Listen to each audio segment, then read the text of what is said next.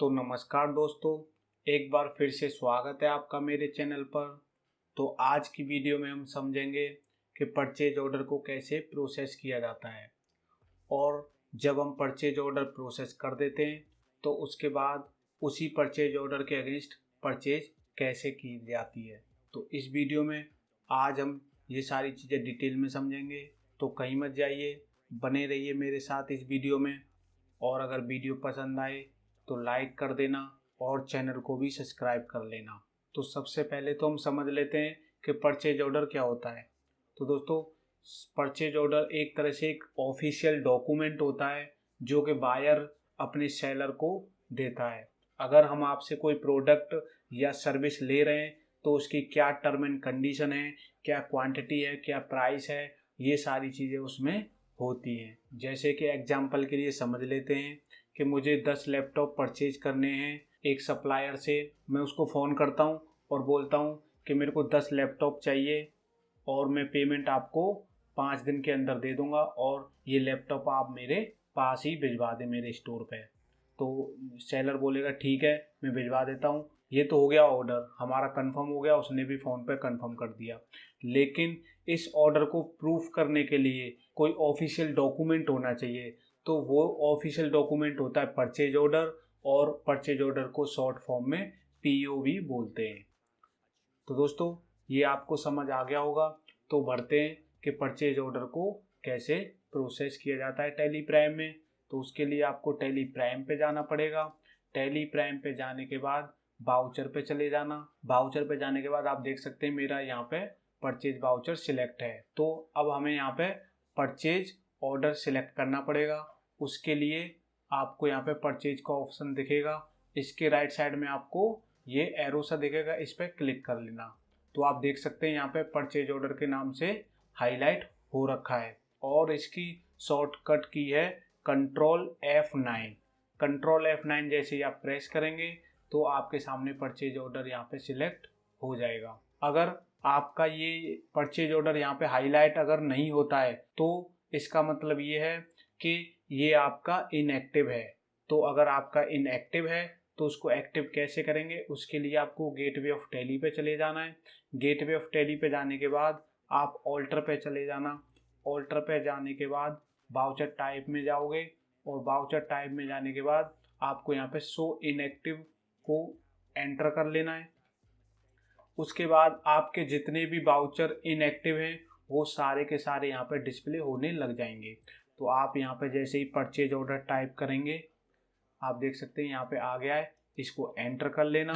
Enter करने के बाद एक्टिवेट दिस बाउचर टाइप पे आ जाना और ये आपका अगर नो है तो इसको यस कर लें और यस करने के बाद इसको एक्सेप्ट करा दें।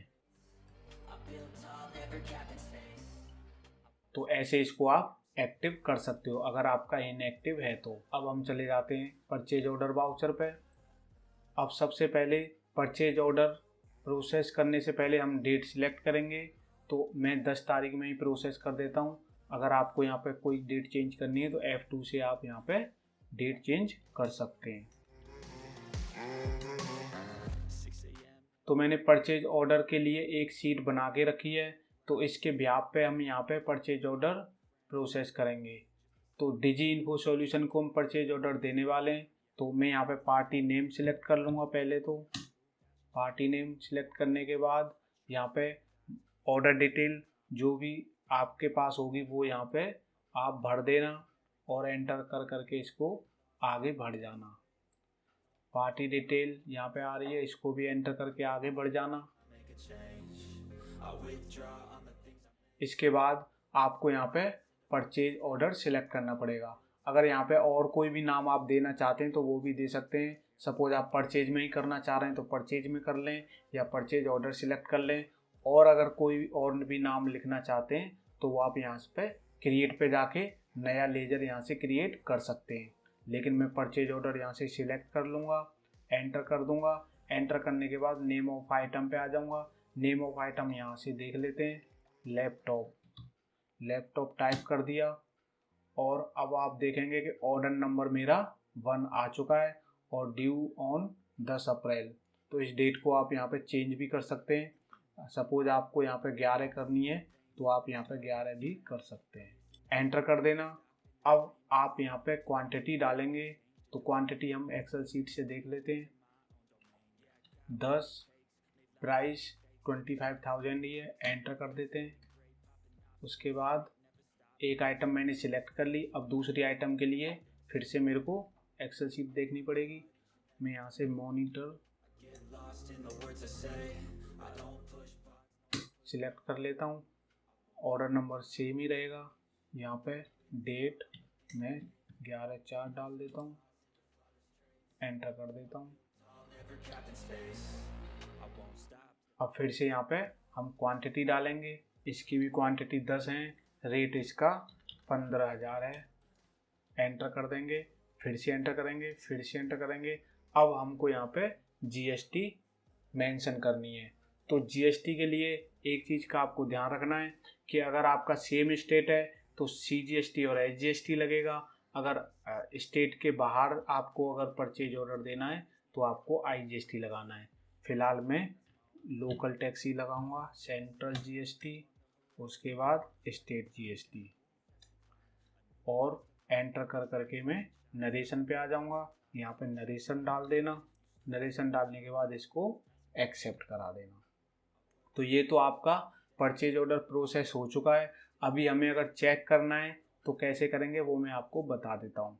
गेटवे ऑफ टैली पे चले जाना। आपको डिस्प्ले मोर रिपोर्ट का ऑप्शन दिख जाएगा, इसमें चले जाना। इसके बाद इन्वेंट्री बुक्स में चले जाना। इन्वेंट्री बुक्स में जाने के बाद आपको यहाँ पे परचेज ऑर्डर बुक का ऑप्शन दिख जाएगा, इसको एंटर कर लेना। एक बार फिर से एंटर करना। अब आप देख सकते हैं 10 अप्रैल में डिजी इन्फो सॉल्यूशन को हमने एक परचेज ऑर्डर बनाया है। इसको एंटर करके इसकी डिटेल चेक कर लेते हैं। ये सारी डिटेल हमने यहाँ पे फिल करी है, तो इसको ऐसे चेक कर सकते हैं। अब हम इसके अगेंस्ट में कैसे हमको परचेज करनी है वो भी यहाँ पे सीख लेते हैं। उसके लिए हमें गेटवे ऑफ टैली पे जाना पड़ेगा, वाउचर सिलेक्ट करना पड़ेगा और यहाँ पे F9 प्रेस करके परचेज वाउचर सिलेक्ट कर लेना। सपोज हमने 10 तारीख को डिजी इन्फो सॉल्यूशन को परचेज ऑर्डर दिया। अब 11 तारीख को उसने हमें प्रोडक्ट डिलीवर कर दिया, तो 11 तारीख को हम परचेज चढ़ाएंगे। तो उसके लिए हमें यहाँ पे डेट सिलेक्ट करनी पड़ेगी। डेट के बाद उसका जो भी इनवॉइस नंबर होगा वो हम यहाँ पे डाल देंगे। उसके बाद एंटर करेंगे और जो भी इनवॉइस डेट होगी वो यहाँ पे डाल देंगे।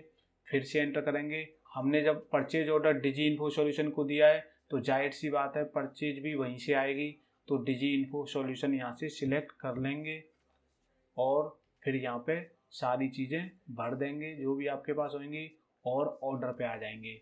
ऑर्डर नंबर पे आने के बाद हमको वही एक नंबर ऑर्डर सिलेक्ट करना है जो हमने ऑर्डर प्रोसेस किया था, तो इसको सिलेक्ट करके एंटर कर देंगे।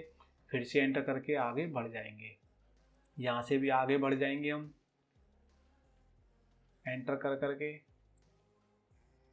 अब आप देख सकते हैं कि यहाँ पे हमने कुछ भी नहीं डाला, सारी चीज़ें ऑटोमेटिक जनरेट हो चुकी हैं, क्योंकि हमने परचेज ऑर्डर जैसे ही सिलेक्ट करा तो उसने परचेज ऑर्डर नंबर से सारी चीज़ें उठा ली। तो अब आपको यहाँ पे कुछ नहीं करना, एंटर करके इसको एक्सेप्ट करा देना है। हाँ, अगर आप इस क्वांटिटी को चेंज करना चाहते हैं तो वो आप यहाँ से कर सकते हैं। सपोज उसने 10 की जगह 5 ही अगर भेजे तो आप यहाँ से 5 भी सिलेक्ट कर सकते हैं और इसको एंटर करके एक्सेप्ट करा सकते हैं।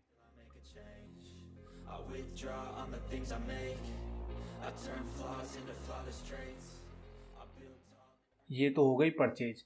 तो अभी हमने यहाँ पे सीखा कि परचेज ऑर्डर कैसे प्रोसेस करते हैं और अगर उसके अगेंस्ट में अगर परचेज आई है तो वो कैसे हम परचेज चढ़ा सकते हैं। तो ये दोनों चीज़ें हमने इस वीडियो में सीखी थी। तो दोस्तों, अगर ये वीडियो आपको पसंद आई हो तो लाइक कर देना और चैनल को ज़रूर सब्सक्राइब कर लेना। तो मिलते हैं ऐसी किसी नई वीडियो में, तब तक के लिए आप सभी अपना बहुत ख्याल रखें।